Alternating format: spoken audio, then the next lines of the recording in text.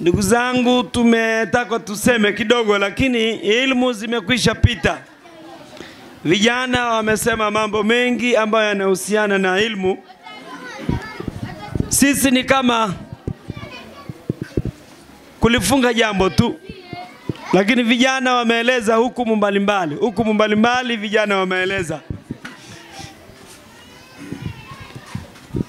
Ndugu zangu, jambo la kusema ni kwamba tayari tuna mwalimu anaendeleza vijana wetu, na alhamdulillah tumeona. Jambo kubwa la kufanya ni ushirikiano tu. Mimi nataka niseme tu jambo moja, ushirikiano uwepo kati ya mwalimu na wazazi. Nadhani tutamtengeneza huyu kijana. Kuna wazazi wengine wapo anaweza akamleta mtoto, ama mtoto akajileta tu mwenyewe, hujui hata mzazi wake akoje. Tunashindwa hata mtoto wakati mwingine kumwadhibu. Hatuwezi kujua kwamba mama yake au baba yake huwa analichukulia vipi. Kwa hiyo jambo la kwanza, unapotaka kumwandikisha mtoto, kwanza mlete wewe mzazi. Hii inampa nguvu mwalimu kuona kwamba mzazi wenyewe hata sura yake ilikuweje, unaelewa, nitamudu vipi.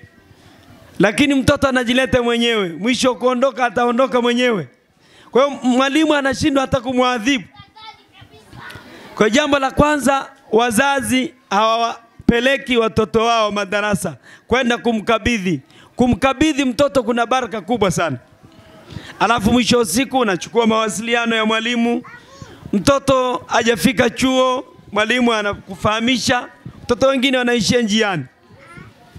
Kwa hiyo mimi la kwangu ni kwamba wazazi tuwe karibu sana na mwalimu.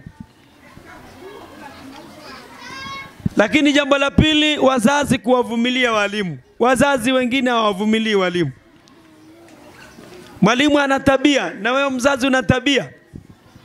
Lakini shabaha yetu sisi ni kumtengeneza mtoto. Kwa kila moja atengeneze mazingira ya kumvumilia mwenzake. Jambo la elimu si jambo dogo. Hii Sheikh wetu Sheikh Ahmad Zubeir anasema mwalimu anaposomesha, hii ni taskhiru min Allah.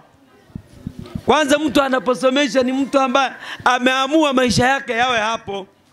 Anasema kijana kama huyu Mwalimu Juma, si kwamba anashindwa kwenda kuuza maharage, si kwamba anashindwa kwenye kujenga na mafundi, sio kwamba anashindwa akawa fundi basikeli. Vyote anaviweza, lakini anaamua muda wake autoe kwa sababu ya jambo hili.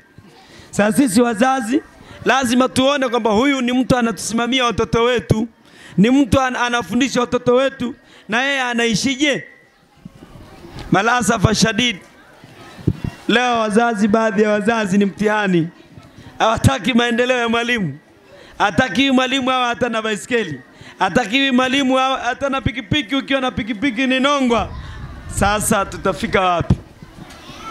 Kwa hiyo mimi wazazi, hasa kina mama, kwa sababu kina mama al-ummu madrasa. Kina mama ona mambo mawili huku, kuna ubwabwa. Zetu, hebu tujitahidini sana kuwa karibu na mwalimu. Wazee nao inshallah tuwe tunakumbuka walimu jamani. Mwalimu tumkumbuke sana. Mwisho siku ataondoka huyu, ataambiwa kuna mahala huko utakwenda kulipwa huko 200,000-300,000. Sasa anaona hapa eleweki, atakuja kutuacha. Kwa inshallah Mwenyezi Mungu atujalie kila la kheri. Inshallah Mwenyezi Mungu awafungulie vijana wetu, lakini Mwenyezi Mungu pia awafanye wazazi, awajalie wazazi wako karibu sana na walimu. Inshallah Mwenyezi Mungu atajalie kila la kheri. Inshallah niishie hapo, niseme wafakana Allah lima yuhibbu wa yarda. Wassalamu alaikum wa ala fahmikum.